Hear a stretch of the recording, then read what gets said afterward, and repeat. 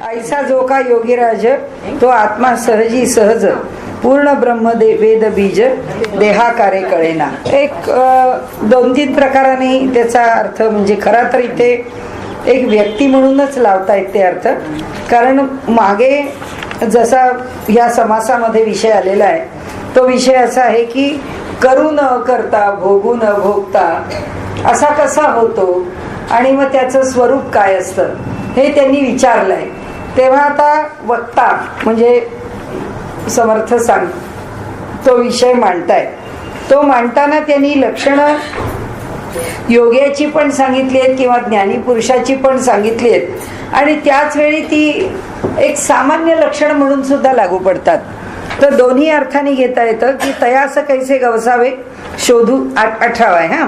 शोधू जाता तोची व्हावे तोची होता म्हणावे न लगे काही देही पाहता दिसेना तत्वे शोधिता भासेना ब्रह्म आहे निवडेना काही केल्या दिसतो तरी देहधारी परी काहीच नाही अंतरी तयास पाहता वरीवरी कळेल कैसा. हे सगळं सत्पुरुषाचं लक्षण म्हणून पण त्यांनी इथे सांगितलंय. आणि त्याला कसं शोधू जावं किंवा त्याला कसं प्राप्त करावं हे सांगताना ते इथे पुन्हा म्हणतात की तोची होता म्हणावे न लगे काही. म्हणजे त्याला शोधता शोधता आपण तो होतो असं काही होत नाही. म्हणजे सत्पुरुषाच्या सहवासात जरी आपण आलो तरी आपण काही त्यांना भेटेपर्यंत सत्पुरुष झालेला असतो असं काही नाहीये. त्यांच्या सहवासात राहिलो तरी आपण सत्पुरुष असतो असं नाही. त्यामुळे गेल्या वेळी आपण अर्थ घेताना थोडासा वेगळा घेतला असा की तो परमात्माच या अर्थाने आपण विषय घेतला.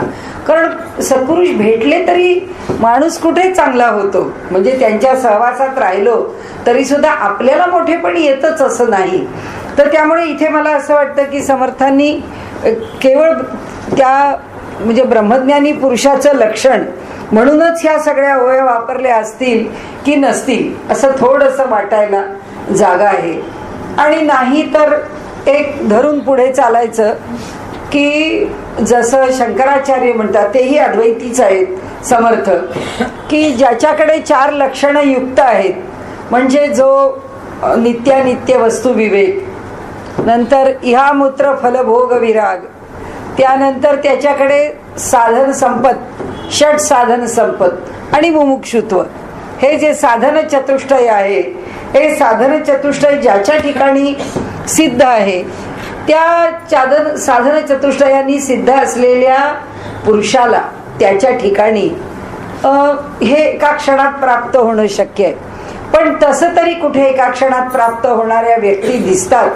म्हणजे शंकराचार्यांच्या परंपरेत बघितलं तरी दिसत नाही आपल्याला.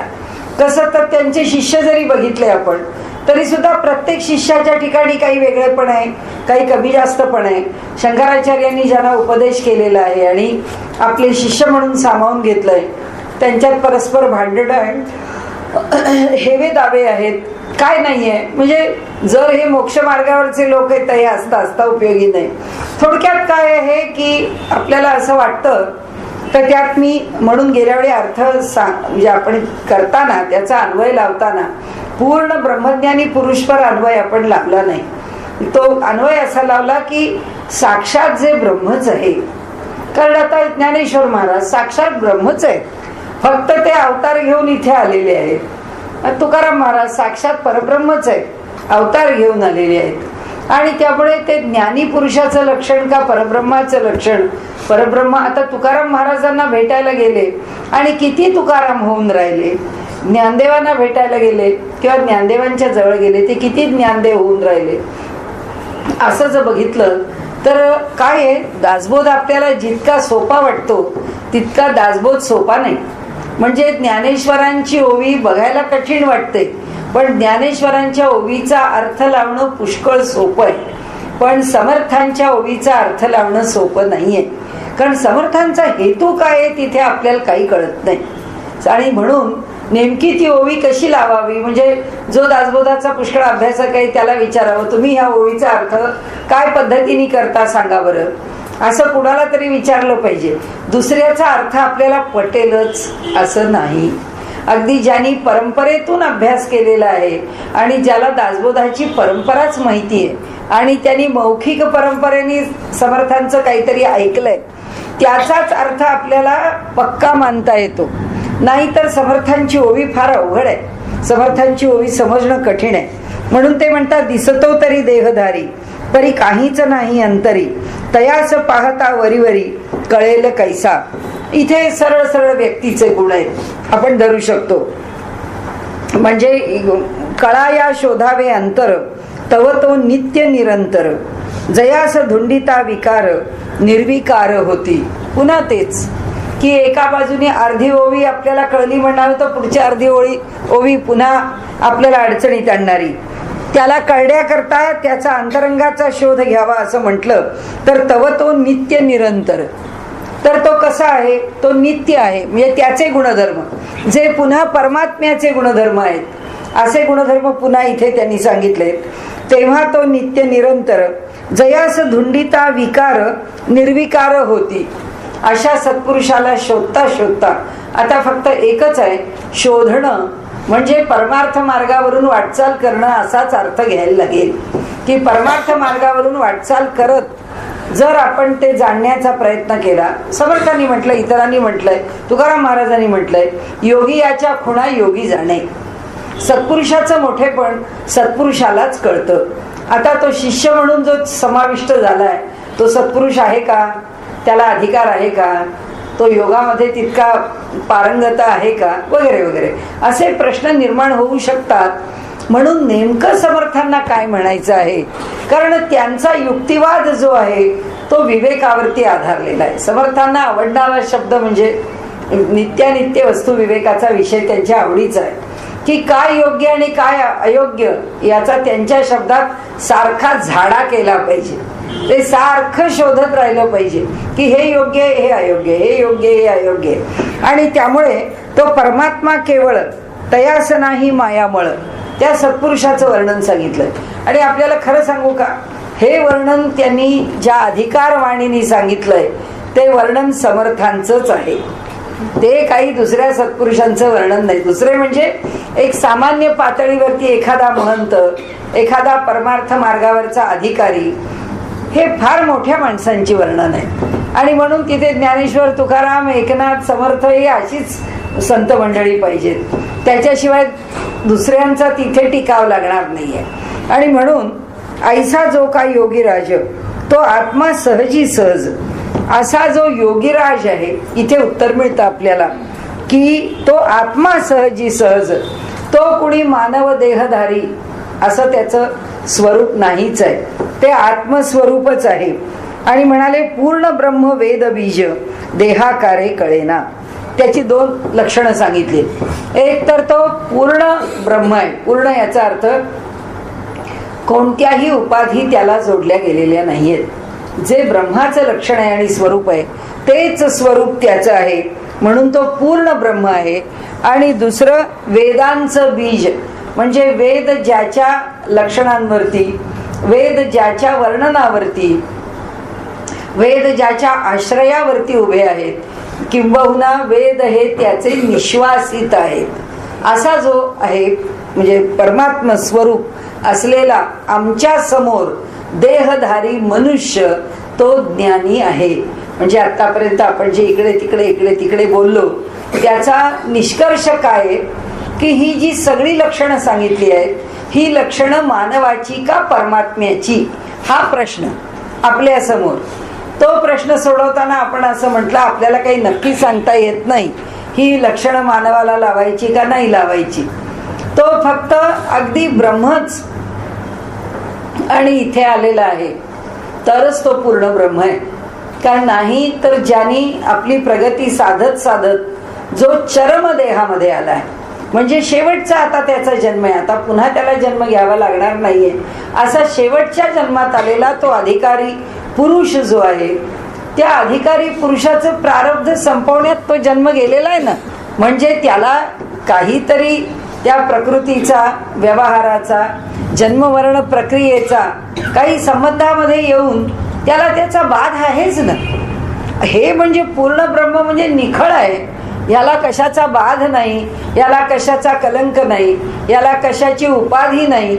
ह्याच्या ज्ञानाला कोणत्याही प्रकारे अज्ञानाचा स्पर्श नाही. ज्ञान कुणाला मधनं होईल, काही प्रमाणात होईल, काही टप्प्यावर होईल. आणि म्हणून त्यांनी योगी राज शब्द पुढे वापरलाय. तर या सगळ्याचा अर्थ लावताना आपल्यापुरता आपण असाच लावावा की जे फार मोठे श्रेष्ठ सत्पुरुष आहेत त्यांच्याविषयी समर्थांनी वर्णन केलंय आणि ते वर्णन परमात्म्याच्या वर्णनापेक्षा वेगळं असत नाही. परमात्मा आणि असा सत्पुरुष यांच्या वर्णनात काही भेद नाही. म्हणून देह भाविता देहची दिसे परी अंतर अनारिसे. आता इथे एवढ्या 23व्या ओवीपर्यंत समर्थांनी त्या ज्ञानी पुरुषाची लक्षणं सांगितली. आता त्याच्या पुढे सांगायला काय सुरुवात केली आहे, आता आम्ही त्याच्याकडे कसे बघतो. पुष्कळ ज्ञानी, आता आपल्याला आता वाटतं की अहो ज्ञानेश्वर महाराजांच्या काळात आम्ही असतो तर आम्ही ज्ञानेश्वरांना पाहिलं असतं आणि आमचं केवढं भाग्य असतं. आता या काळात श्रेष्ठ सत्पुरुष होऊन गेले, त्यांचं आम्ही काय केलं. स्वामी स्वरूपानंद होऊन गेले, एवढे मोठे योगी होते. असे किती आम्ही पावसला गेलो, त्यांना पाहिलं, त्यांचं दर्शन घेतलं. आम्ही घेऊ शकलो असतो ना. हे माझं वय तर नक्की आहे की मी स्वरूपानंदांना पाहू शकले असते. त्यामुळे विद्यमान काळातले सुद्धा श्रेष्ठ सत्पुरुष आम्ही किती पाहतो, आम्हाला किती कळतात, आम्हाला त्यांच्याविषयी किती आदर वाटतो, काही आम्हाला समजत नाही. म्हणजे सांगण्याचा हेतू असा इथे त्यांना म्हणायचे, देह भाविता देहची दिसे. आम्ही त्या सत्पुरुषांकडे पाहताना देह पातळीवरच पाहतो. आपले हे असतात, निकष असतात सत्पुरुषांकरता. काय करतो, मग कुठे राहतात, काय खातात, त्यांचे शिष्य कोण आहेत, त्यांचा उदरनिर्वाह कशावर चालतो, काय त्यांची मांडणीची पद्धत आहे, कोणते ग्रंथ प्रमाण मानतात, त्यांच्या बरोबरचा परिवार कसा आहे, सगळं आपले लक्ष सगळं असतं आपलं. हे कशातून जातात, कशावर जातात, कुठून जातात, सगळं माहिती आहे आपल्याला. की हे ना नाही हे विमानाशिवाय प्रवास करत नाही, हे ना गाडीशिवाय प्रवास करत नाही. सगळे आपले लक्षणं त्यांची आपण ठरवलेली आहेत. कुणाबरोबर आता आमच्याच परिवारापैकी हे आत्ताच्या विद्यमान असलेल्या चांगल्या प्रवचनकारांपैकी कोणी प्रवचनकार जेव्हा गाडीने जायला लागले आणि त्यांची गाडी चालवणाऱ्या कोणी बाई आहेत की पुष्कळ चाललाय आमच्याकडे आता सध्या गदारोळ, की हे असे कसे, ते तसे कसे, मग त्याच कशा येतात, त्यांना काय प्रपंच नाही का, वगैरे वगैरे. म्हणजे देहाच्या पातळीवरती काय आहे हे आपण का म्हटलं, दोन गोष्टी आहेत. एक तर आपल्या अंतःकरणामध्ये ह्या नाही त्या गोष्टी आणूच नाही. खरं म्हणजे ज्याला साधना मार्गावर चालायचंय, पण तसं होत नाही. आपल्याला त्या मार्गावर जरी चालायचं असलं तरी सुद्धा आपलं मन हे विकल्पाने भरलेलं आहे. आणि समर्थ जे आहे तिथे आपल्याला योग मार्गाने विषय मांडतायत, आम्हाला सांगतायत भक्तीच, भाषा योगाची करतायत आणि योग मार्गाने त्याचं स्वरूप कसं आहे याचं जेव्हा वर्णन करतात तेव्हा ते असं म्हणतात की जोपर्यंत अंतःकरणात विकल्प आहे तोपर्यंत समोरची व्यक्ती आम्हाला समजू शकत नाही. आता विकल्पाचं स्वरूप काय, देह भाविता देहची दिसे. असा आमच्या समोर असणारा सत्पुरुष जो आहे तो देहाने पाहिला तर आम्हाला देहच दिसतो. म्हणजे त्याचं देहाच्या पातळीवरचं स्वरूपच लक्षात येतं किंवा त्याच्या त्याच गोष्टी आठवतात. जसं आता आम्ही या सगळ्या परिवाराशी आपण स्वरूपानंदांच्या काही बोलत असलो की घरातली माणसं सांगतात की एक काळ त्यांच्या साधनेमधला असा होता की योगमार्गामध्ये त्यांचं व्यवहार चालूच असेल, त्याच्यातली प्रगती किंवा त्यांचं काय जो साधना अभ्यास जे असेल ते, तर म्हणाले देसाईंच्याकडची मंडळी म्हणत असत किंवा त्यांनी सांगितलं त्याप्रमाणे की म्हणाले ते अर्धा तास आधी सांगायचे की मला आता अतिशय भूक लागलेली आहे आणि मला खायला आता भातच खायचंय. पण त्यांनी सांगितलं एवढा अंडा भरून भात केला जायचा आणि त्यांना केवढं शरीर बारीक, पण तरी सुद्धा त्या योगामध्ये काय काय लागतं आपल्याला काय समजत नाही. की एकदा तो मनुष्य त्या मार्गावरती प्रगती करत असताना काय काय गोष्टी आपल्याला म्हणजे तोंड द्यावं लागेल, कशाला. अनेकांनी आपले आपले अनुभव सांगितलेले आहेत की बा अशा प्रकारचे अनुभव येतात आणि मनुष्य कशाला तोंड देतो. जसं म्हणजे आमचे बाबू देसाई नेहमीच त्यांची आठवण सांगताना की शेवटी ते म्हणायचे की देहस्थितीवर राहण्याकरता मला एक स्पर्श आवश्यक आहे. म्हणजे स्वामी स्वरूपानंदांना शेवटी 24 तास कुणीतरी स्पर्शाकरता एक व्यक्ती लागत असे. मग त्यांनी काही नाही, नुसतं कुणीतरी हात लावून ठेवायचं बस त्यांच्या शरीराला. का तर ती स्थितीच राहत नसे देहाची. ती देहस्थिती राहण्याकरता त्यांना ह्या लौकिकाचं भान पाहिजे. कारण नाही तर प्रकृतीचा लय होऊन जाईल, प्रकृती राहणार नाही, देह राहणार नाही. अशी आता ह्या योगमार्गातल्या एक एक अवस्था, एक एक स्थिती आपल्याला कळत नाही. आपल्यासारखा मनुष्य तिथे गेलाय, बघितलं हे काहीतरी कठीणच दिसतंय, हे एवढा अंडाभर भात कसले खातात, हे असे स्पर्श कसे घेतात. म्हणजे मनुष्य जेव्हा बाहेरून पाहतो आणि त्याच्यावरून त्याचा अंदाज करतो, समर्थ म्हणतात अंदाज होऊ शकत नाही. देह भाविता देहची दिसे परी अंतर अनारिसे असे. पण अंतरंग वेगळं असतं. आता असं आहे, स्वरूपानंदांसारखं ते 100 नंबरी सोनं आहे, त्यामुळे ते बोलणाऱ्या माणसाचं बोलणं टिकेलच कुठे.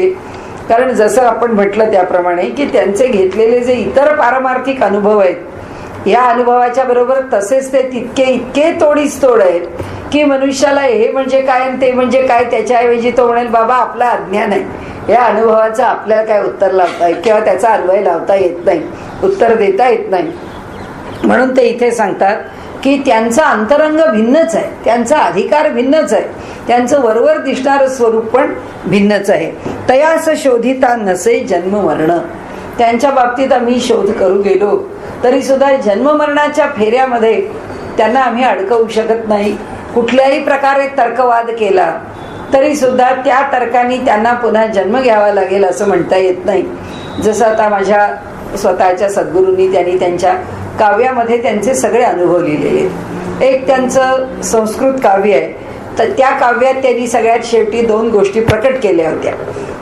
की म्हणजे आहे ते काव्य आहे, केल्या होत्या म्हणजे त्या काव्य आहे, पण वस्तुस्थिती तशी नाही हे आपल्याला सांगायचंय म्हणून मी होत्या असं म्हटलं. तर त्यात त्यांनी असं लिहिलंय शेवटी की 2 गोष्टींच्या बद्दल मी फार आग्रही राहिलो.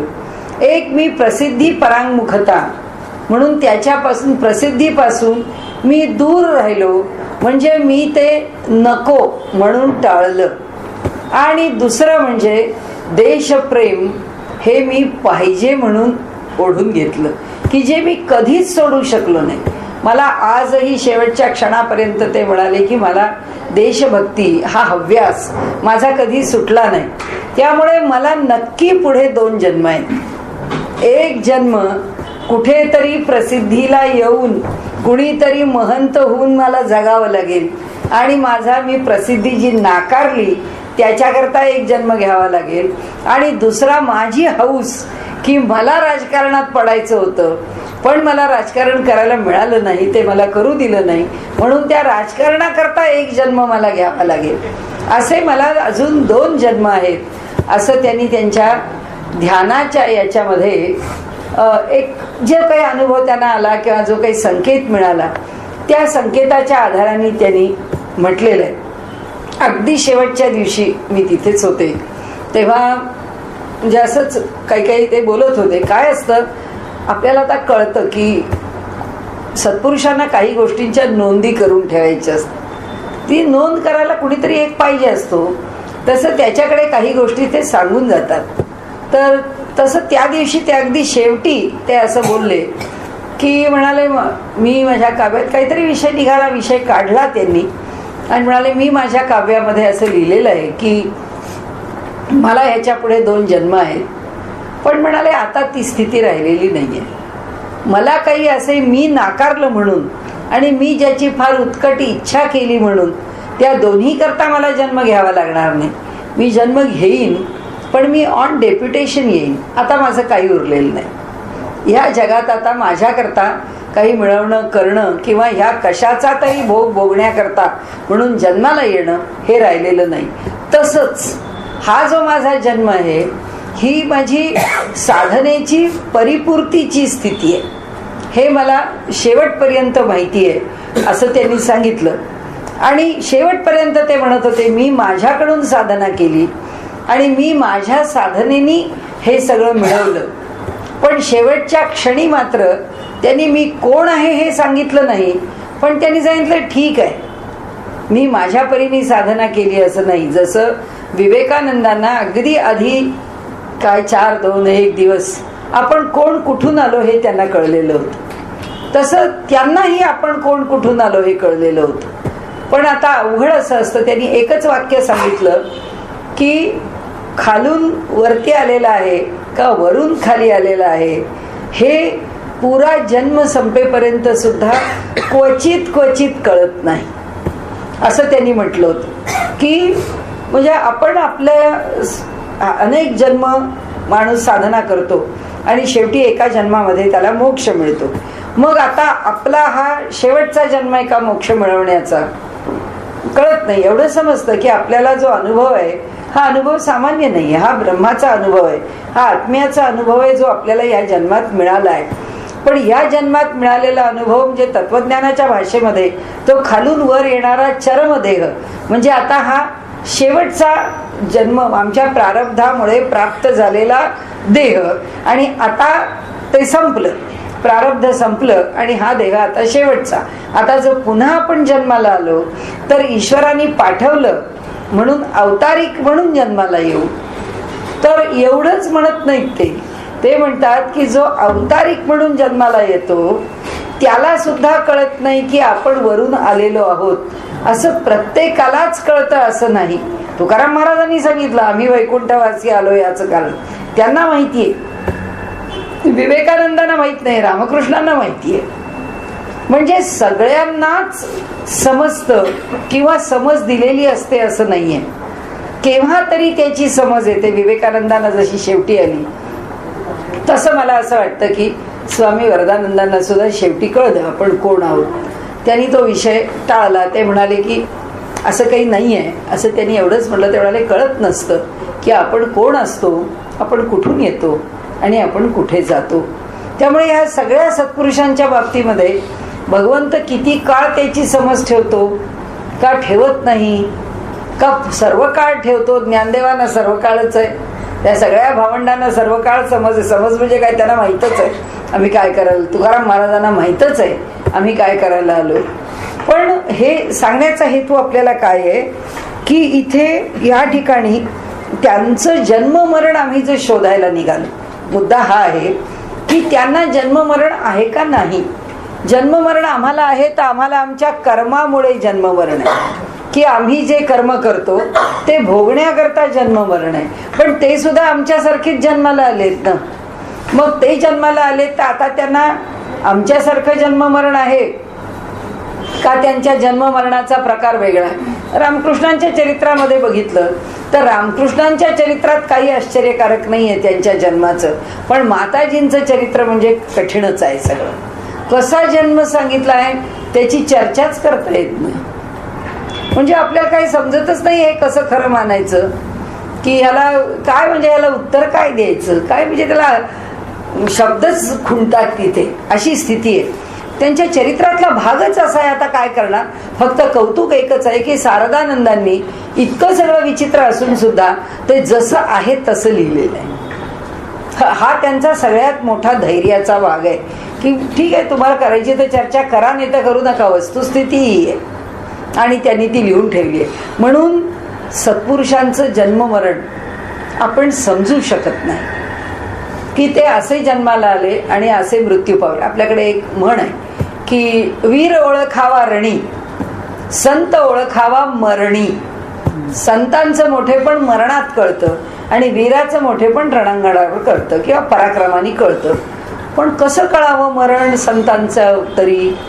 आता रामकृष्णांच्या सारख्यांना कॅन्सर व्हावा हे काय प्रकरण आहे.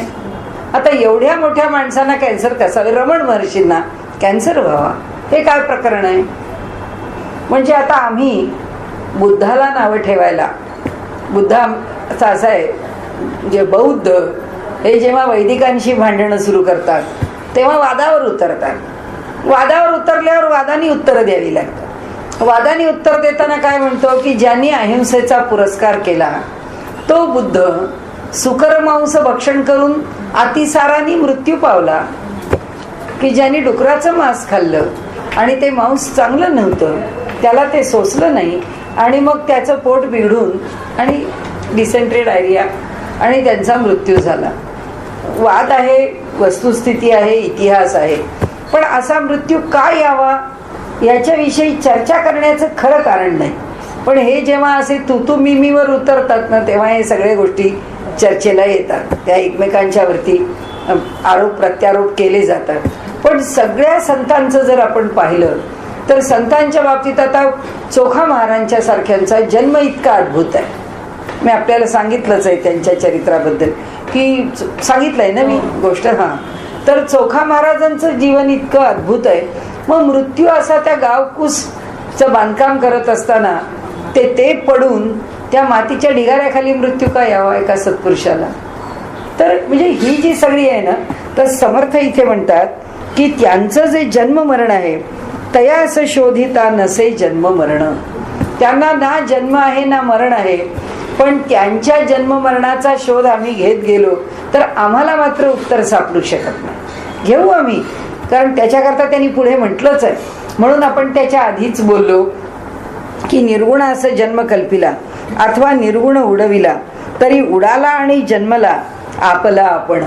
म्हणाले जो निर्गुण आहे त्या निर्गुणाला जर आम्ही जन्माला येतो असं म्हटलं, किंवा अथवा निर्गुण उडविला, किंवा त्याचं निर्गुणत्व नाकारलं, किंवा त्याच्या बाबतीत आम्ही कोणतीही कल्पना केली, तर म्हणाला तरी उडाला आणि जन्मला आपला आपण. म्हणाले हा जो बोलतो म्हणजे हे आपल्यासारखं की यांचा जन्म असा कसा. आता तुकाराम महाराज सदेह वैकुंठाला गेले, हे तुकाराम महाराजांनी आपल्या अभंगामध्ये स्वतःच्या हाताने लिहून ठेवलं. ते तुकाराम महाराजांचे अभंग आहेत हे सिद्ध आहे, ते काही दुसऱ्या कोणी लिहिलेले अभंग नाहीत. मग तरी सुद्धा तुकाराम महाराजांना ब्राह्मणांनी मारलं, म्हणजे त्यांचा खून केला. तुकाराम महाराज देहू सोडून काशीला जाऊन राहिले. आता ही कुठून काढलं, तर हा इतिहास आला कुठून, कारण काय तर म्हणाले तुका कुडी सहित नाहीसा झाला, असं तुकाराम महाराजांनी आपल्या अभंगामध्ये म्हटलंय की तुका कुडी सहित नाहीसा झाला, तो आपल्या देहाच्या सहित गुप्त झाला. तुका कुडी सहित गुप्त झाला असे त्यांचे शब्द आहेत. तर असे ते गुप्त झाले. आता त्यांच्या मरणाच्या भोवती एक वलय आहे, प्रत्यक्ष वस्तुस्थितीमध्येच वलय आहे. पण आता इथे त्यांनी सांगितलं की लोक आपल्या बाजूने निर्माण करतात की त्याला जन्म झाला, त्याचा मृत्यू झाला, तो गेला, तो आला. ते म्हणाले हा जो कोणी याविषयी कल्पना करत राहतो तो आपला आपण, तरी उडाला आणि जन्माला आपला आपण, हाच आपल्या ठिकाणी तर्क मांडत राहतो की तो जन्माला आला, तो गेला, तो राहिला. आणि माध्यांनी थुंकिता, आता कसं त्याला त्यांनी दृष्टांत फार छान दिलाय. माध्यांनी थुंकिता सूर्यावरी, तो थुंका पडेल आपणाच वरी, दुसऱ्यास चिंतिता अंतरी आपणास घडे. त्यांनी माध्यांनीचा सूर्य घेतलं, कारण असं करावं लागेल, नाही तर हा थुंकणारा समोरच्या सूर्यावर थुंकेल तर त्याचं थुंकणं लांब जाईल, कारण थुंकतातच ना सगळे समोर उभं राहून. पण म्हणाले ह्या माध्यांनीच्या सूर्यावरती थुंकायला निघाला तर त्याचं थुंकणं काय आहे त्याच्याच अंगावर येऊन पडणार आहे. म्हणजे त्यांना आपण आता बोललो ना की सगळ्या प्रकारांनी दुसऱ्याला परास्त करावं लागतं. शाब्दिक युक्तिवाद जेव्हा दुसरे करायला लागतात तेव्हा आपल्याला पण शाब्दिक युक्तिवाद करावेच लागतात. तार्किक युक्तिवाद केले, तार्किक युक्तिवाद करावे लागतात. शास्त्रांनी एकमेकांना परास्त केलं, शास्त्रांनी परास्त करावं. ज्या पातळीवर तो उतरतो त्या पातळीवरती उत्तर द्यावं लागतं. ते म्हणाले त्याच पातळीवरचं उत्तर आहे की तुम्ही थुंकायला निघालात, सत्पुरुषांच्या बद्दल थुंकायला निघालात, याचा अर्थ त्यांचं म्हणणं असं आहे की तुम्ही त्यांच्या चरित्रामध्ये उगीच काहीतरी कल्पना करून तुम्ही जर काही निर्माण करायला लागलात. मी आपल्याला सांगितलं ना भेदिले सूर्यमंडळाच्या बाबतीमध्ये समर्थांच्या चरित्राबद्दल बहुतेक मी बोलले असेल की की त्या अफजल खानाच्या वधाच्या संबंधामध्ये की अरे तुम्ही समर्थांचं चरित्र घ्यायचं आणि त्या चरित्रामध्ये काही पण मांडायचं. आता तुम्ही काही पण मांडल्यावर आता आम्हाला उत्तर देणं आलं, म्हणजे तसं समर्थ म्हणतात तुम्ही काही आरोप प्रत्यारोप करावेत, आता आम्ही उत्तर द्यावं की न द्यावं. कारण तुकाराम महाराजांनी मला विमान आलं आहे, ते विमान म्हणजे गरुड आहे मला घेऊन जाण्याकरता आलेला, त्याच्याबरोबर भगवंत आलेले आहेत, ते माझ्या समोर उभे आहेत. मला खुणावत आहेत ही आधीची गोष्ट आहे की मला येणार आहेत घेऊन जाण्याकरता. आता जेव्हा घेऊन जायला आले तेव्हा आकाशात विमान आहे, गरुड आहे आणि भगवंत साक्षात त्यांच्या घरात आले आहेत. त्यांनी सांगितलंय की आता तो वैकुंठ नायक घरामध्ये आला, त्याचं काय स्वागत करू, कसं स्वागत करू. म्हणाले घरामध्ये बसायला नाही, म्हणजे वाळक जे त्याला ते वाकळी आणि वाळकी असं म्हणतात तसं ते काही त्यांना टाकायला सुद्धा माझ्या घरी नाही, ना पोतं आहे ना काही घरामध्ये गोधडी आहे. ते म्हणतात बसवू कशावरती, सगळ्या म्हणजे अशा फाटलेल्या म्हणजे फाटक्या रट्ट्यावर झोपणारी बसणारी आम्ही माणसं, त्या देवाचं स्वागत कसं करायचं, त्या देवाला जेवायला काय घालायचं. म्हणाले घरामध्ये 4 दाणे तांदूळाचे असतात, त्याचं वर्णन तर इतकं सुंदर केलं. म्हणाले त्या दरदरीत कण्या शिजवलेल्या, दरदरीत म्हणजे किती पातळ, म्हणजे आपण जसं म्हणतो खानावळीतल्या आमटीत तुरीची डाळ तरी दिसते का, तसं यांच्या शिजवलेल्या कण्यांमध्ये कण्या तरी दिसल्या पाहिजे. म्हणजे काय त्या भगवंताला जेवायला वाढू मी, तो माझ्या घरी येऊन बसलाय मला घेऊन जाण्याकरता, त्याचं स्वागत कसं मी करू. इतकं सगळं बोलणारे तुकाराम महाराज त्यांच्या त्या सगळ्या अभंगामध्ये ज्याचं वर्णन आहे त्याच्यात ते शेवटी म्हणतात की फार झालं म्हणाले, तुमच्या सगळ्यांशी पुष्कळ बोललो, पुष्कळ भेटलो, नंतर ब्रह्मज्ञानी पुरुषाला सुद्धा लाळ घोटायला लावीन असा माझा आनंद आहे आणि माझी काया कीर्तनामध्ये ब्रह्मस्वरूपाला प्राप्त होते. आता मी चाललो म्हणाले, आता पुष्कळ बोलणं झालं, फक्त म्हणाले एक होईल की तुका आता निघून गेला की मग मात्र तुम्ही म्हणाल की धन्य म्या तुका देखिला, की खरोखरच आम्ही धन्य आहोत, हा निघून गेला खरा पण आम्हाला हा तुका बघायला मिळाला. पुढच्या अभंगात म्हणतात की पुष्कळ तुमच्याशी बोलत राहिलो, आता किती बोललो तरी कमी आहे, अजून सुद्धा मी बोलू शकेन, आपल्या गप्पा अशाच चालू राहतील, पण म्हणाले त्याला किती वाट बघायला लावू. तो गरुड तिथे विमान घेऊन बसलेला आहे, त्याला किती वेळ वाट बघायला लावायची आणि माझ्या परमात्म्याला माझ्या घरात किती वेळ ताटकळत ठेवायचं. त्याला तरी इथे का म्हणून ताटकळत ठेवू, आता मला लवकर निघालं पाहिजे. आता अधिक बोलण्याचा लोभ नको म्हणाले, कारण ह्या गोष्टी आता आवरल्या नाहीत तर मला जायला उशीर होईल, मला पोचायला उशीर होईल. मी विमानात बसलो, गरुड माझ्या बरोबर आहे, हे सगळं वर्णन केल्यानंतर तुकाराम महाराज म्हणतात की मी जो चाललो आहे तो आणि कुठे पोचलो आहे. म्हणजे मोठं विलक्षण आहे प्रत्येक संतांचं, काय असतं आपल्याला कळत नाही. त्यांनी असं वर्णन केलंय, मी इथून निघालो, काशीपर्यंत आलो, काशीपर्यंत त्यांना त्या विमानाला त्या काशीला पोचायला किती वेळ लागायचा आहे आणि ते पुन्हा गरुडाचं विमान, म्हणजे ते काशीत आले आणि त्यांनी सांगितलं आता या लोकांना निरोप सांगा की आता तुका वाराणसीपर्यंत सुखरूप पोचला आहे, गरुड त्याच्या बरोबर आहे, विमान त्याला आलेलं आहे, आता तो वैकुंठ लोकाला चालला, आता तुमच्याशी त्याचा काही संबंध राहिला नाही. इतकं ज्यांनी आपलं पूर्ण वर्णन केलंय की शेवटी शंकराच्या भेटीला तिथं काशीला कशाला जायला पाहिजे.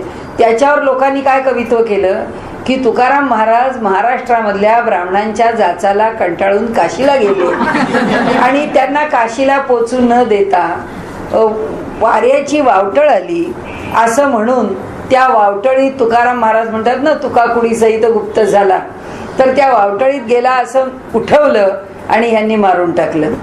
दुसऱ्याचं कवित्व असं आहे की तुकाराम महाराज या लोकांना यांच्या जाचाला कंटाळून काशीमध्ये जाऊन राहिले आणि काही काळ काशीत राहिले, कुणी त्यांना ओळखलं, कुठे ते गुप्ततेने राहिले, चोरून लपून राहिले, काय गरज.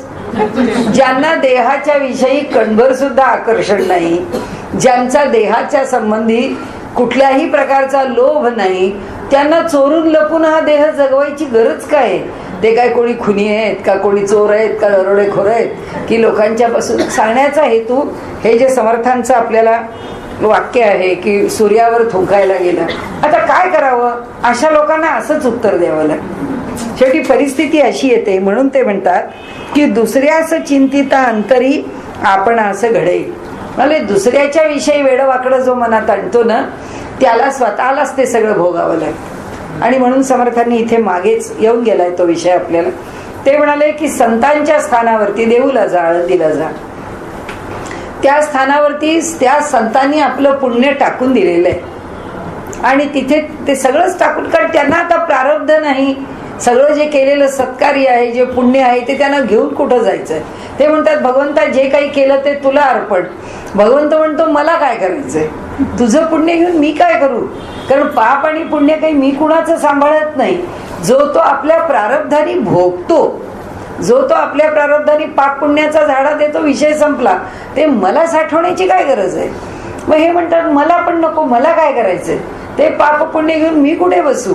म्हणाले देवही घेत नाही ना हाही घेत नाही, ते तिथंच टाकून देतात.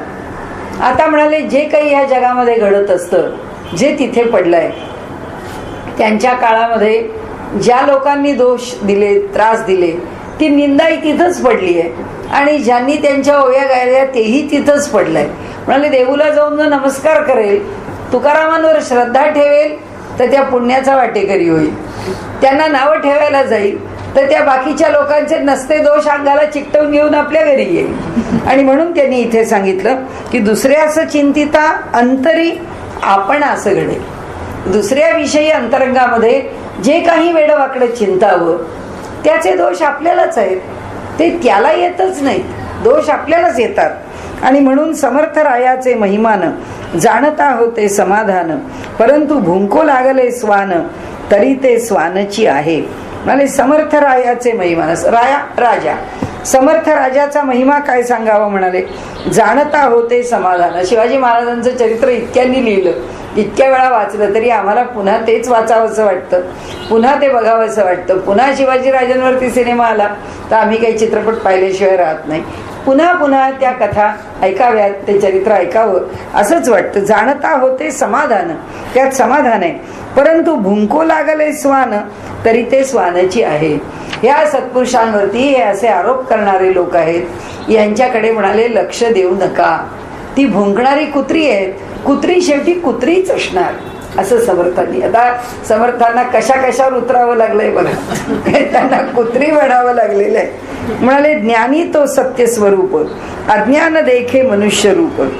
ज्ञानी हा सत्य स्वरूप आहे, जो अज्ञानी आहे त्याच्या ठिकाणी त्याला तो ज्ञानी हा काही सत्यरूप किंवा ब्रह्मरूप आहे असं वाटत नाही. त्याला तो मनुष्य रूप सामान्य आमच्यासारखाच तो आहे अशी त्याची भावना असते. भावासारिखा फलद्रूप देव तैसा. तर त्याचा जसा भाव असतो तसंच त्याला त्याचं फळ प्राप्त होतं. सामान्य सामान्य माणसं असतात, पण सामान्य माणसाच्या सामान्य भावाकरता सुद्धा सत्पुरुषांनाच त्याचा अनुभव येतो असं नाही. आपल्यासारख्या सामान्य मनुष्याच्या ठिकाणी सुद्धा ईश्वराविषयीचा भाव उत्कट असेल तर भगवंत त्याला त्याचा अनुभव दिल्याशिवाय राहत नाही. प्रत्येक जण आपल्या भावाचा अनुभव घेतो. देव निराकार निर्गुण, लोक भाविती पाषाण, पाषाण फुटतो निर्गुण फुटेल कैसा. पुन्हा आपल्याला सगळ्यांना सांगितलंय. आता ते म्हणतात खरा म्हणजे देव निर्गुण आहे, देव निराकार आहे. त्या निराकार निर्गुण देवाची उपासना खरी म्हणजे शहाण्यांनी करावी. पण म्हणाले आम्हाला ते निर्गुण निराकाराची उपासना झेपत नाही, म्हणून आम्ही त्याला पाषाणात सगुण साकार केला. संगमरावर असला तरी पाषाणच आहे. नंतर तो भले अगदी गंडकी नदीमधला शाळीग्राम असला तरी पाषाणच आहे. आणि आम्ही विठोबा आता पाहतोच आहे, वाळूचीच मूर्ती आहे, ती पाषाणाचीच मूर्ती आहे. आणि त्यामुळे ते म्हणतात की पाषाण फुटतो निर्गुण फुटेल कैसा. आम्ही एकाची तरी उपासना करतो का. लोक भाविती पाषाण, लोक त्या पाषाणाला बसतात आणि त्यालाच परमात्मा आहे असं म्हणतात. देव सदोदित संचला, लोकी बहुविधा केला. दोन प्रकारांनी त्यांनी सांगितलं की माणूस आपला भाव जो आहे तो पाषाणात गुंतवून ठेवतो, हे चुकीचं आहे. पाषाणात म्हणजे मूर्तीत, हीच मूर्ती खरी. जसं नामदेवांचं होतं, नामदेवांचा हा भाव दूर करण्याकरता भगवंतांनी त्यांना विसोबा खेचरांसारखे गुरु दिले. तसंच आहे मीराबाईंच्या सारख्यांना आपल्याच मूर्तीमध्ये परमात्मा आहे असं जेव्हा वाटलं तेव्हा त्यांच्या करता सुद्धा, मीराबाईंकरता सुद्धा भगवंतांनी आपलं विश्वरूप दर्शन घडवलं. काय आहे हे आपल्याकडे एकच उपनिषद वचन आहे, तेच तुकाराम महाराजांनी फार सामान्य केलंय. अणुरणिया थोकडा तुका आकाशा एवढा. हे जे वचन आहे हेच त्या परमात्म्याचं वर्णन आहे. काय वर्णन आहे त्या परमात्म्याचं? आपल्या उपनिषदांनी म्हटलं आहे त्याप्रमाणे अणोरणीयान महतो महीयान. तो अणुपेक्षा सुद्धा सूक्ष्म आहे आणि कोणत्याही महान वस्तूपेक्षा सुद्धा तो व्यापक आहे. ईश्वराला कसं भजावं? त्यांनी सांगितलं की ईश्वराला परमाणु भावानी पण भजावं. अगदी सूक्ष्मात सूक्ष्म उपासना एका वेळी दोन प्रकारे असावी. अत्यंत सूक्ष्म तऱ्हेने त्याला भजावं आणि अत्यंत व्यापक रूपात त्याला भजावं. अत्यंत सूक्ष्म तऱ्हेने त्याला भजण्यामध्ये आपल्या अंतःकरणातला विकल्प निघून जातो. त्याला सूक्ष्म करत नेलं की डोक्यातले विकल्प निघून जातात. विकल्प म्हणजे ज्याचं दर्शन आहे ते तसं. आता आम्ही सतरंजी पाहिली की सतरंजीचं दर्शन कसं आहे? स्थूल आहे, हे काही सूक्ष्म नाही आहे. आता त्याच्या कणाचा वेध घेत गेलो आणि छेदच घेत राहिलो आणि अगदी त्याचा सूक्ष्म छेद घेतला की आपल्याला कळतं शेवटी हे सतरंजी नावाचं काहीच इथे उरत नाही. पण त्या सूक्ष्माशिवाय बनत पण नाही. म्हणजे असे अनेक सूक्ष्म कण एकत्र आले म्हणून त्याची सतरंजी बनली. म्हणजे त्या सतरंजीवर मी प्रेम करावं का त्यातल्या सूक्ष्माती सूक्ष्म कणाचं अस्तित्व कशामुळे आहे त्याच्यावर मी प्रेम करावं? म्हणजे त्यांचं म्हणणं असं की एका बाजूनी उपासना ही अधिक परमाणु म्हणजे सूक्ष्मतेकडे न्यावी. म्हणजे साधी देवाची पूजा करत असतो आपण, पण पूजा करताना फुलच व्हायचं आहे. फूल मोठं आहे म्हणजे ते काही सूक्ष्म नाही, ते स्थूल आहे, प्रकट आहे. पण ते फूल वाहतानाची भावना मात्र सूक्ष्म असावी. की ती जी भावना आहे ती भावना त्या फुलाबरोबर जोडावी. म्हणजे त्या ज्या सूक्ष्मतेचा विचार आहे किंवा तो जो भाव आहे तो भाव फल देतो. त्या ठिकाणी जे फल आहे ते फल फुलांचं नाही आहे. आणि त्यामुळे रोज जरी 100 रुपयाची फुलं आणली आणि देवाला एवढं डेकोरेट केलं तरी म्हणून आमची देवाची भक्ती आहे असं होत नाही. देव पुष्कळ देखणा दिसला पुष्कळ फुलं वाहून म्हणून होत नाही. पण त्या प्रत्येक फुलाबरोबर आमचं अंतःकरण त्याच्या ठिकाणी किती लीन होतंय, आमचा अहंकार त्याच्या ठिकाणी आम्ही किती निवृत्ती करून त्याच्या चरणाशी ठेवतो आहोत, ह्याला महत्व आहे. आणि म्हणून सूक्ष्मता आणि स्थूलता या दोन्ही गोष्टी एका वेळी समजून घ्यायला लागतील. हे सांगणं त्यांचं आपल्याला नाव ठेवणं अशा अर्थाने नाहीये. इथे त्यांना असं म्हणायचंय की निराकार निर्गुण लोक भाविती पाषाण फुटतो निर्गुण फुटेल कैसा.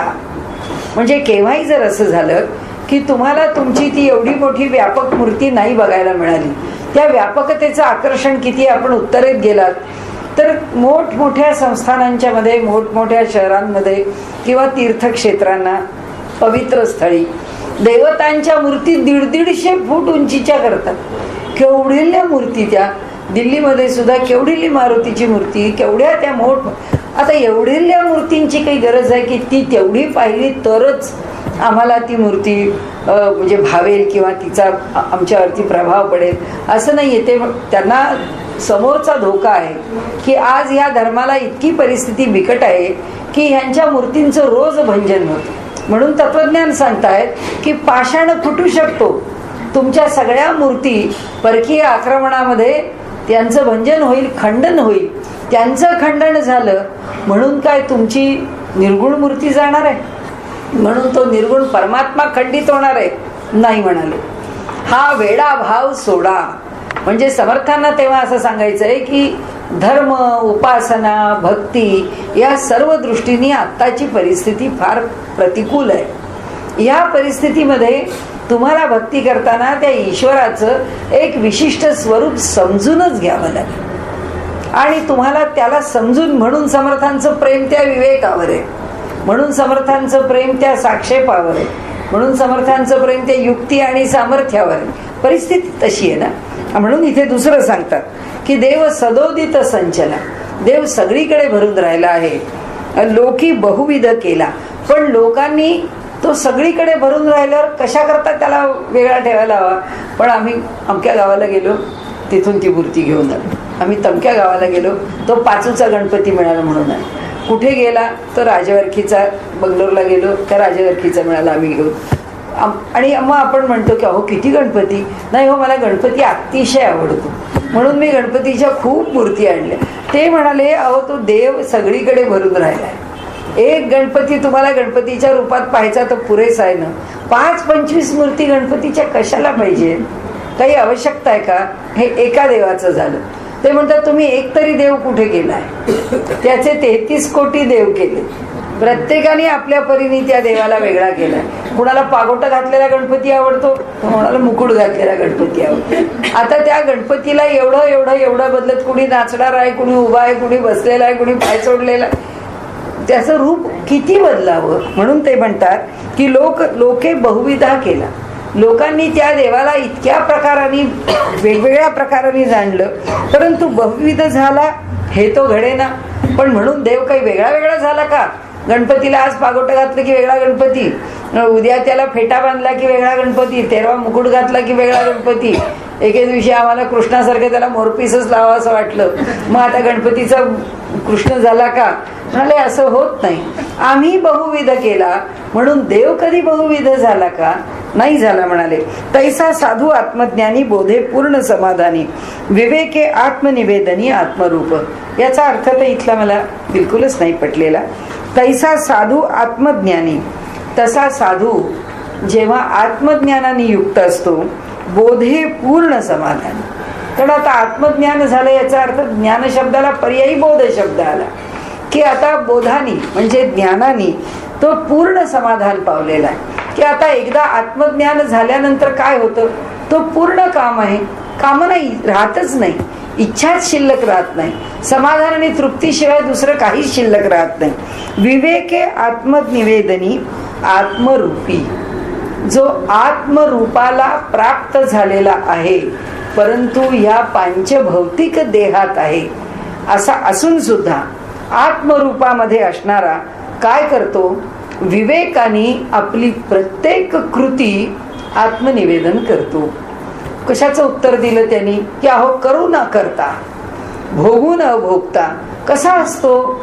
ते म्हणाले असाच असतो. तो तुम्हाला देहात दिसतो परंतु ते म्हणतात की तो देहात नसतोच. तो देहाच्या आत काय त्यांनी वर म्हटलंय तसं आत काहीच नसते. अंतरंगामध्ये त्याच्या काहीच नाही. काळा या शोधावे अंतर तव तो नित्य निरंतर जयास धुंडिता विकार निर्विकार होती. म्हणाले इथे देहभाविता देहची दिसे परी अंतरा नारीसे. तसंच ते म्हणतात की दिसतो तरी देहधारी परी काहीच नाही अंतरी. त्यामुळे वर देह आहे पण अंतरंगाची स्थिती काय आहे बघा म्हणाले. इथे त्यांनी उत्तर दिलं. आणि आता ते म्हणतात की ह्या तुमच्या तत्वज्ञानाला अर्थ नाही. हे जे श्रोत्यांनी म्हटलं की अहो याला दुःख झालं, हा योगी दुःख झालं म्हणून रडला आणि तरी सुद्धा हा रडून रडला नाही, हे काय तुमचं तत्वज्ञान आहे? ह्याला भूक लागली म्हणून ह्यांनी खाल्लं आणि खाल्ल्यानंतर आता हा भोगून अभोगता आहे, हे काय तुमचं तत्वज्ञान आहे? हा जेवतो, हा खातो, हा निद्रा घेतो, हा आमच्यासारखे व्यवहार करतो, मनुष्यासारखा देहधारी आहे इतर सगळ्या, आणि मात्र त्याला तुम्ही भोगू न भोगता करू न करता असं सगळं इथे जे शेवटी मागच्या समासाच्या शेवटी श्रोत्यांनी उपस्थित केलंय ना की आता मौन्य न भंगावे करूनी काहीच न करावे. त्या ज्ञानी पुरुषांना सांगितलंय असो न निशेष नसावे विवेक बळे. या जगात आपण वावरत असावं पण विवेकाच्या बळाने या जगात असलो तरी आपण नसल्यासारखं असावं असं त्याचं उत्तर दिलंय त्यांनी. ते म्हणतात तो कसा असतो? तो जरी देहात दिसत असला तरी तो खरा आत्मरूप असतो आणि देहाने जे सगळे व्यवहार आहेत ते कुठे निवेदन झालेले आहेत? ते आत्मनिवेदनी, ते आत्म्याच्या ठिकाणी निवेदन झालेत. हे समर्थांचं उत्तर आहे. आणि आता आपण हे संपवू. जळो न काष्ठाचा आकार अग्नी दिसे काष्ठाकार परी काष्ठ होईल हा विचार बोलोच नाहीये. म्हणाले जळताना काष्ठाचा आकार घेऊन अग्नी जळतो पण म्हणून अग्नी कधी काष्ठ होईल का? अग्नी कधीच काष्ठ होणार नाही. कर्पूर असे तो जळता दिसे तैसा ज्ञानी देह भासे. म्हणाले कापूर आहे तो जळताना दिसतो पण कापराच्या आत काय? काही नाहीये. तसं ज्ञानी आहे, देहधारी आहे. देह असला म्हणून काय झालं? त्याच्या आत काय आहे? काही नाहीये. तयास जन्मविता कैसे कर्दळी उदरी. तर त्याचप्रमाणे म्हणाले हे जसा कापूर आहे हा आता पुन्हा कशातून जन्माला यायचा नाहीये. आता जळला तो जळला. दृष्टांत फार छान दिलाय त्यांनी कापराचा की एकदा कापूर दिसला आणि कापूर जळला की आता पुन्हा त्या कापराचं बीज आहे, मग ते कशात तरी टाकलंय, मग ते बीजाने तो पुन्हा कापूर, आता तो जन्माला यायचा नाही, आला तो संपला म्हणाले. आणि म्हणून बीज भाजले उगवेना, वस्त्र जळाले उकलेना, बोध निवडिता निवडेना गंगेमध्ये. म्हणाले इथे तसंच आहे, भाजलेलं बीज उगवत नाही, जळालेलं वस्त्र पुन्हा उकलून घेता येत नाही, ती राख जशीच्या तशीच राहते. आणि बोध निवडिता निवडेना, ओघ, मी चुकून बोध म्हटलं, हा जो ओघ आहे, निवडिता निवडेना गंगेमध्ये, जो प्रवाह गंगेमध्ये गेलेला आहे, तो गंगेत गेलेला प्रवाह आता बाजूला काढू म्हटलं तर तो त्या गंगेमध्ये इतका मिसळून जातो की तो कसा बाजूला काढता येईल. ओघ गंगे मागे दिसे, गंगा एकदेसी असे, साधू काहीच न भासे, आणि आत्मा सर्वगत. आता एक पुन्हा बिनतोड युक्तिवाद आहे. हा जो ओघ आहे, तो ओघ गंगेमध्ये गेल्यानंतर गंगा आणि तो हा भेद होत नाही हे खरं, पण गंगा एकदेशी वाहते. म्हणजे गंगा वाहताना दिसते आणि तिला ओघ येऊन मिळाला, त्याला घेऊन गंगा वाहत पुढे निघून जाते. म्हणाले तसा हा साधू हा एकदेशी असतो का? नाही म्हणाले. हे जे आत्मतत्व आहे हे सर्वदूर घनदाट भरून राहिलेलं आहे, त्यामुळे हा साधू सर्वगत आहे. म्हणून तुका आकाशा एवढा, म्हणून तुका देहात नाही अडकला, म्हणून तुका त्या भगवंताच्या मार्गाने चालत नाही गेला. म्हणजे हा रामाचा भक्त आहे म्हटल्याबरोबर हा थेट अयोध्येला जाऊन पोचायचा, हा शंकराचा भक्त आहे म्हणजे थेट काशीला जाऊन पोचाय. सांगते ना, हे जे सगळे तर्क आहेत ना, हाच तर्क आहे की हे काशीला कशा करता गेले, शंकराच्या भेटीला गेले. तुकाराम महाराजांना जाऊन भेट घ्यायची गरज आहे का? भगवान शंकर त्यांच्याकरता प्रकट होतील, त्यांना काशीला जायचं तर ते जातील. पण इथे त्यांना सांगायचंय ते असं की सत्पुरुष हा एकदेशी नाहीये. कृष्णाची उपासना करतो म्हणून त्याला फक्त कृष्णच दिसतो असं नाहीये म्हणाले. परमात्मा सर्वदूर भरून राहिलेला आहे, तसा हा साधू पण सर्वदूर भरून राहिलेला आहे. तो गंगेच्या ओहोळासारखा समजू नका म्हणाले. गंगेला येऊन भेटलेला ओहोळ जो आहे किंवा जो ओढा आहे तो गंगेत मिसळाला, पण गंगेबरोबर वाहत गेला, पण गंगा एका दिशेने वाहतीये. आत्मा सर्वत्र पसरलेला आहे, साधू सर्वत्र पसरलेला आहे, गंगेसारखा एका दिशेने नाही. म्हणून गंगा एकदेशी, सुवर्ण नव्हे लोखंड, साधूच जन्म थोतांड. सुवर्ण आणि लोखंडाचे गुणधर्म एक होतील का? नाही म्हणाले. साधूला जन्म आहे हे म्हणणं थोतांड आहे, म्हणजे चूक आहे. अज्ञान प्राणी जडमूढ तयास हे उमजेची ना. आता काय सांगणार म्हणाले त्या अज्ञानी माणसाला की साधूला जन्म नाही हे त्याला कळत नाही, त्याला आता काय समजवायचं असं त्यांचं म्हणणं. अंधास काहीच न दिसे तरी ते लोक आंधळे कैसे, सन्नपाते बरळ तसे सन्नपाती. अंधाला काही दिसत नाही तरी ते लोक आंधळे कैसे. म्हणाले त्याला जर काही दिसतच नाही तर तो आंधळा कसा म्हणावा त्याला? काहीच जर त्याला दिसत नाही असं जर म्हटलं म्हणजे अंधास काहीच न दिसे, त्याला दिसतच नाही, तर आपण पुढे काय म्हणतो? हो आंधळा, याला काही दिसत नाही. आपण त्याला आंधळा कशाला म्हणतो? त्याला मुळात दिसतच नाहीये.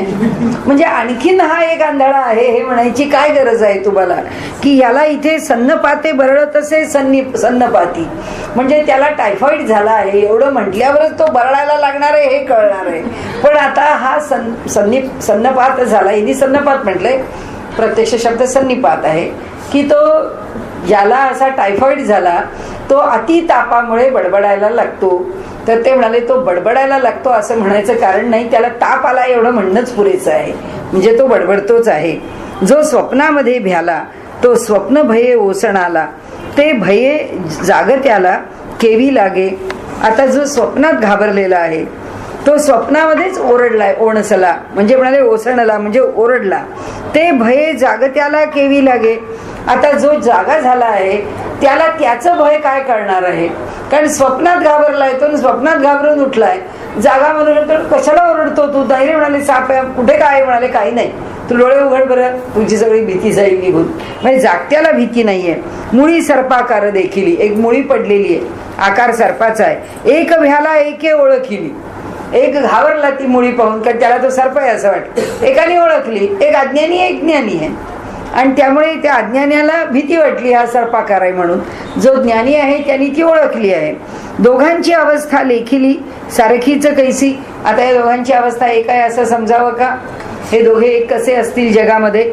म्हणजे त्यांना सांगायचं आहे की हा श्रोता मला प्रश्न विचारतो की ज्ञानी आमच्यासारखाच देहधारी आहे, मग काय होतं आमच्यापेक्षा वेगळा आहे? त्याला सुद्धा भातभाजी आमटी लागते, त्याला सुद्धा झोप लागते, त्याला सुद्धा आंघोळ लागते, तो आमच्यासारखाच सगळे व्यवहार करतो, मग तो आमच्यापेक्षा वेगळा कसा किंवा तो आमच्यापेक्षा मोठा कसा? तेव्हा त्यांनी सांगितलं की सुवर्ण आणि लोखंड इथे सर्पा म्हणजे मुळी हाती धरिता ही डसे नाही झाली, दोघांची अवस्था लेखिली सारखीच कैसी. हाती धरिता ही डसेना, हे एकास भासेना, तरी ते त्याची कल्पना तयासीच बाधी. म्हणाले एकाने ती मुळी हातात घेतली, ती कुठे त्याला चावतीये, पण दुसरा त्याच्या जवळ सुद्धा जायला तयार नाही, कारण त्याच्या जवळ गेलं तर ते आपल्या जवळ येईल, कारण तो सर्प आहे अशी त्याची भावना आहे, आणि म्हणून तो त्या मुळीला सर्पाकार म्हणून घाबरलाय. आता घाबरला आहे तो आणि हातात मुळी घेतो आहे तो एकच आहे का? म्हणजे जगात दोघेही आहेत.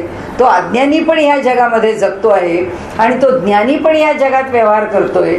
मग ज्ञानाचा व्यवहार आणि अज्ञानाचा व्यवहार या जगात एकच आहे का? दोघे एकाच पद्धतीने जगाकडे पाहतात का? असा समर्थांनी श्रोत्याला प्रश्न विचारला. अतराने विंचू सरपट असला तेने तोची जाकळला, तयाचेनी लोक झाला कासावीस. आता तुटला अनुमान, ज्ञानी असं कळे ज्ञान, अज्ञान असं जन्म मरण चुकीची ना. आता म्हणाले हे त्यांनी सांगितलं जो ज्ञानी आणि अज्ञानी यात फरक एकच आहे की ज्ञानाला याच्यामध्ये आता तुटला अनुमान, ज्ञानाच्या ठिकाणी कुठलाच निष्कर्ष राहिला नाही, अज्ञानाच्या ठिकाणी मात्र जन्ममरण चुकत नाही. एका जाणण्यासाठी लोक पडिले अटाटी, नेणपणे हिंपुटी होती जन्म मृत्यू. म्हणाले एकाला जाणण्याकरता म्हणजे त्या परमात्म्याला जाणण्याकरता जो अट्टाहास केला जातो, तो अट्टाहास प्रत्येक जण त्यालाच जाणण्याकरता करतो असं नाही, कुणी प्रपंचाकरता करतो, कुणी परमार्थाकरता करतो. आणि त्यामुळे ते म्हणतात नेणपणे हिंपुटी, अज्ञानाने मात्र ते बिचारे केविलवाणे होतात. हिंपुटी होती जन्म मृत्यू, मग सारखे त्या जन्ममरणाच्या चक्रातून फिरत राहतात. तेची कथानुसंधान. आता हाच विषय पुन्हा सांगितलाय. म्हणाले पुढे कथानुसंधान पुढे केले परिच्छिन्न, अधिक उलगडून सांगितलंय. आणि सावधान सावधान म्हणे वक्ता. आता समर्थ म्हणतात ऐका ऐका, लक्ष द्या लक्ष द्या, आता इथे तुम्हाला एवढं सगळं सांगितलंय, आता पुढे आणखीन स्पष्ट करून सांगतोय. तर त्यांची भाषा बघा कशी आहे. ते म्हणतात सावधान सावधान, जागे व्हा, सावध राहा, नीट लक्ष देऊ नाही का, मनापासून ऐका.